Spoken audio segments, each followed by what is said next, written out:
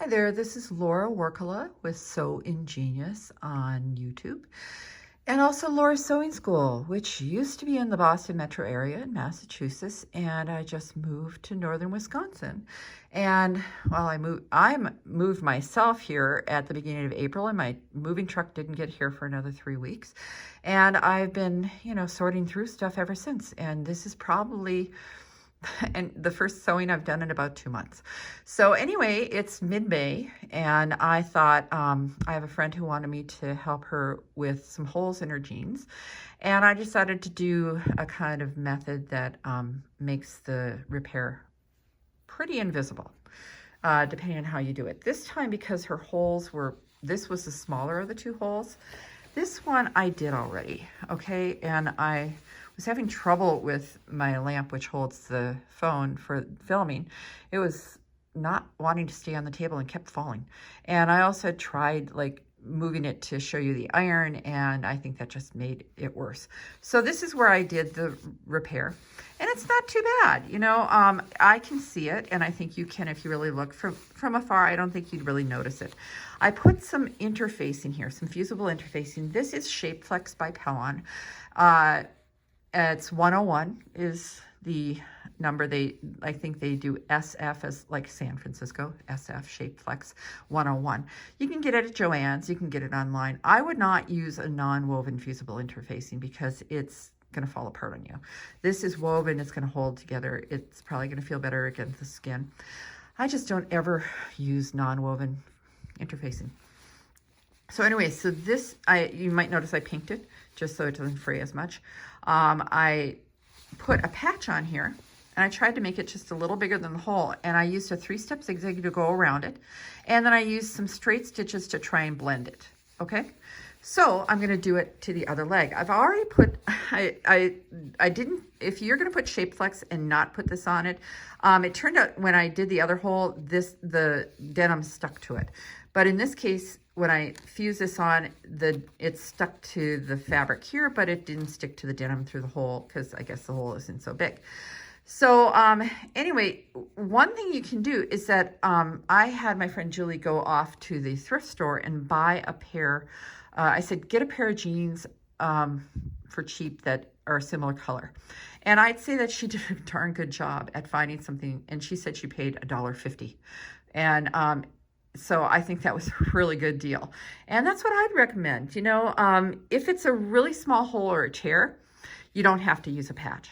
Okay, it's just not necessary. Okay, now this, because I tried to cut it closer to the side of the pants because this is not in the middle, it's in the side. I wanted to match the color pretty well. That's not bad, and I think when I'm done, it's gonna look pretty darn good. So you see, I wanted this to be bigger than this. So I took my sewing gauge and I measured the hole, okay? I said, okay, that's at least 2.5 by 1.5, maybe I'll cut it 3.5 by 2 or something like that.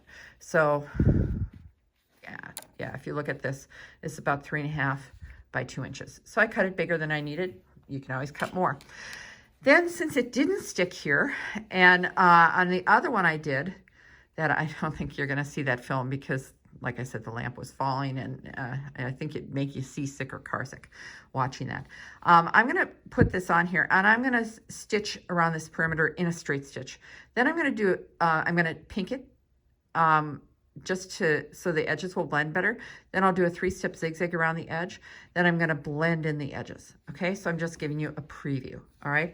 Also, the thing is that I open this side seam in order to be able to get at that more easily, because I'm going to go this way, and even if I had a free arm, it still would make it hard to do. And if you'd had a free arm, you'd find you'd be sewing it like this, and it would be going against the grain, and it would be really obvious. If you can have your stitches go the lengthwise grain, it's going to be much better. Okay, so what I'm going to do now is I think I'll go ahead and pink this, and then I'll know about where the edges are.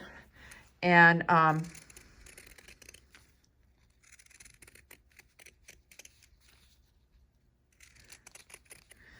I sometimes do things differently each time I do them. I'm like, I was going, oh, how can I make this better? How can I make this more, do it more what I want? And sometimes I'm successful, and sometimes I am not. think that looks good. What I did here is I kind of felt where this outline was with this on here, and I took a chalk liner. You know, this is the thing where you go like that. There's a chamber of chalk in there, and you just go like that. You can hear the wheel make that buzzy sound, and you can put chalk on it, which is nice. Another option is, this is Taylor's wax chalk, and you can make a mark, and it won't rub off, but it'll go away with the iron. Don't use it on silk, though. So anyway, I can go like that, and what I'm going to do first, though, is I'm going to turn this leg inside out, because if I go like this and bring it to the sewing machine like this, there's a good chance I will catch the other side of the leg, and you don't want to have to take out those stitches, because I'm going to be sewing, you're going to see I'm going to sew a lot of stitches to try and blend things and make things look good. So I'm going to turn the leg inside out like this, and I'm going to actually turn it like this so it's on the bottom.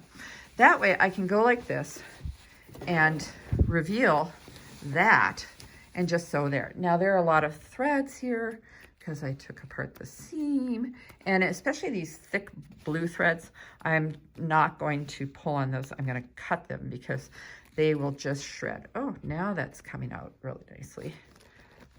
All this serging, I had to take out serging and a chain stitch seam. But this seam, never do the top stitch seam, do this seam, because this seam is easy to sew together and make it look like you never took it apart, okay? Whoops, do it like that. Okay, so now that I've got that like that, I'm gonna bring over my pins, and I just wanna throw a few pins in here to hold it while I just stitch it straight. I'm gonna try and line up the grain line. You see the lines going there? Looks better if it's matched up there. So like that, and like this. And I don't have to worry about sewing the leg shut because I have the other half of the leg is on top over here. Yeah, it's like one of those things you go, oh, duh. Like, I've been doing it a different way all along, and this is it. Okay, so now you have to pick the right blue. Blue jeans, we think, oh, blue, blue, blue, you know, and we always end up, if we go to the store without the denim with us, we will buy a bluer thread than we need. The denim is grayer than you expect it to be. So like, here's some threads, okay? And it turns out this one's too dark. The best way though is to take and lay threads across it and see if they disappear, okay? So like here, this one stands out. You can see it. You don't want something that stands out, okay? And then this one's not too bad, but that's still too dark. You can see it. You want something that blends. You don't want to look at the whole spool and say, oh yeah, that looks fine, because the whole spool is not going on there. The strand of thread is going on there. So see like that. So I've got a thread on the machine that I was using on the other leg.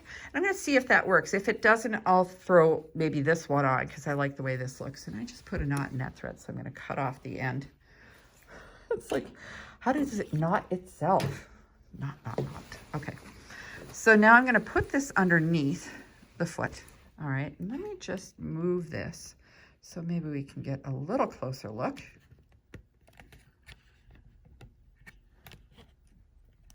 There we go. Thank you very much. Okay, and there's one of those threads. See, I don't want to pull on these big blue threads because you shred the fabric and you'll have nothing left of the seam allowance.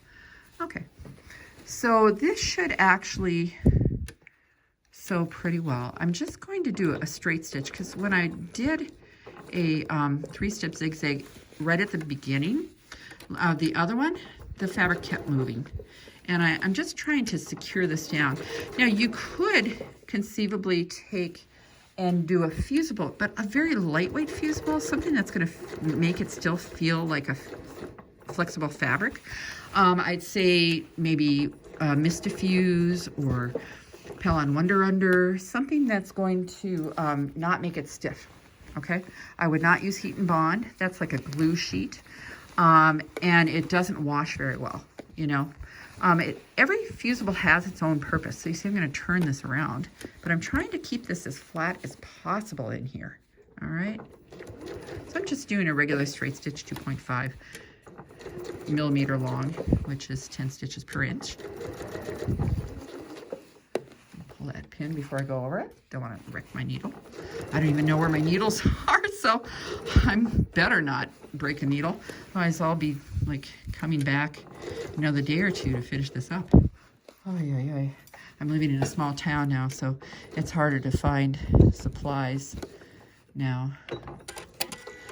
I looked out in Arlington. I actually was in the same building as a fabric store. Though my shop was like a fabric store to me. I buy needles by 100 in a box, you know. Okay, so now what I'm going to do, now I've got that secure like that, I am going to take and kind of straddle that edge and do a 3-step zigzag. What is a 3-step zigzag? It goes 3 steps to the right and 3 steps to the left. So instead of going zigzag, zigzag, it takes 3 steps to do this. And I use it a lot for mending, and it works great. It's a really great stitch. I use it more than a regular zigzag.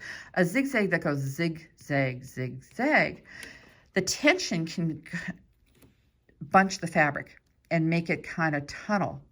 A tunnel meaning that it makes it like a little arch. And because of the tension on the thread, there's tension on the thread here, right here. There's tension on the bobbin thread down here. So anyway, so I like to use a 3-step zigzag. Okay, are you ready? So we're going to go over to the screen here, and we're going to pick the 3-step zigzag. And that's what it looks like. This lamp, I need to move it further over, I guess. See right there, 3-step zigzag. And I'm going to make it as wide as possible. Oops. And I'm going to actually reduce the length down to maybe 0.5 millimeter long. Usually it's 5 millimeters wide by 1 millimeter long, but hey, what's great about a sewing machine is that you can change that. Okay, so I'm just going to cover this edge now. And I don't think it'll give me as much trouble because I sewed it down. It shouldn't move so much, okay? So I'm trying to straddle that edge with this zigzag to blend the fabrics into each other, okay? Of course, you're closer to, I don't know where my ear pods are, you know.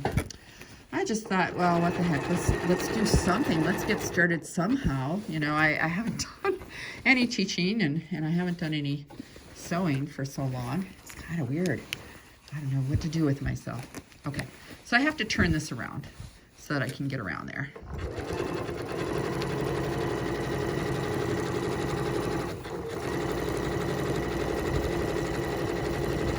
And you see it's running fast. I mean, you can see the movement, but it's not moving forward very quickly because I'm just having it go 0.5 millimeter at a time, you know? I'm just trying to keep that flat as I go around like that, okay? And I can always just cut the thread now. Okay, so let me just untwist things. Things get twisted. Okay, so let's see how this looks now. Okay, that's looking pretty good, don't you think? Just with what I did. I mean, I could probably leave it alone. Sometimes you need to leave well enough alone. This is what it looks like on the other side. So you can see how I did that oval. Here's the straight stitch. I didn't do it right at the edge. I did a little in from the edge, and then I tried to straddle the edge of the patch with that 3-step zigzag. Kind of nice looking. Reminds me of spirograph. All right, so I think I'm just going to try and blend a little bit. Maybe it will obscure the edge. And let's see how this thread color looks. I'm in a darker area of the pants than I was earlier. Do you see how this is lighter than this is? So I may have to change to a slightly darker thread. I did bring this one over. Earlier when I was doing the other one, I had to go to a lighter thread because this was showing up too much. I don't know. Sometimes it's hard to tell when you have a shadow. So I'll try doing the straight stitch and see what I think. And if it's too light, I will switch to this other thread. Okay. So you should be prepared. You know, it's good to have a bunch of thread colors. You know, it's like a painter having a palette. It's your palette, the thread and the fabrics, you know? Okay, stop that from from bouncing. I'm gonna have to find something better that doesn't bounce. Okay, so here we go. We're just gonna go, and we're not gonna start and stop at the same place. We're going to feather that. So that means that we will start and stop at different places, okay?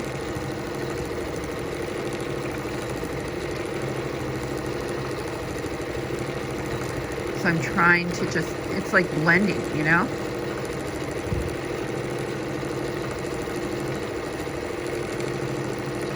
And I'll get across here and then see what I think about how that looks, you know? Because I am intensifying the color by doing a lot of stitching. It's different than if I just do one line of stitching. Okay, I'm gonna cut the thread there and see what I think. Kind of liking it. Yeah, I think that that'll work. I don't think I have to change the thread.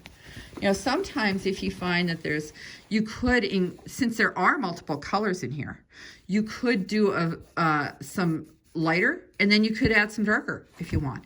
And, you know, so that could help. So I'm going to go here, and this is like that long side. So I'm going to do long feathers.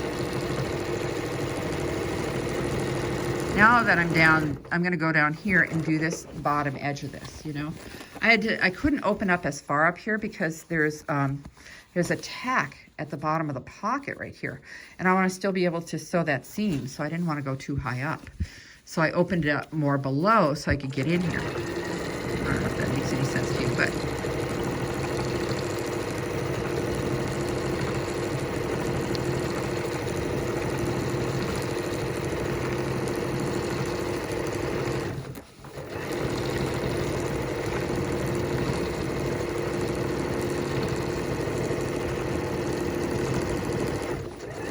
So here's the thing, is that my right hand is operating the reverse button and my left hand's trying to move the pants. Okay,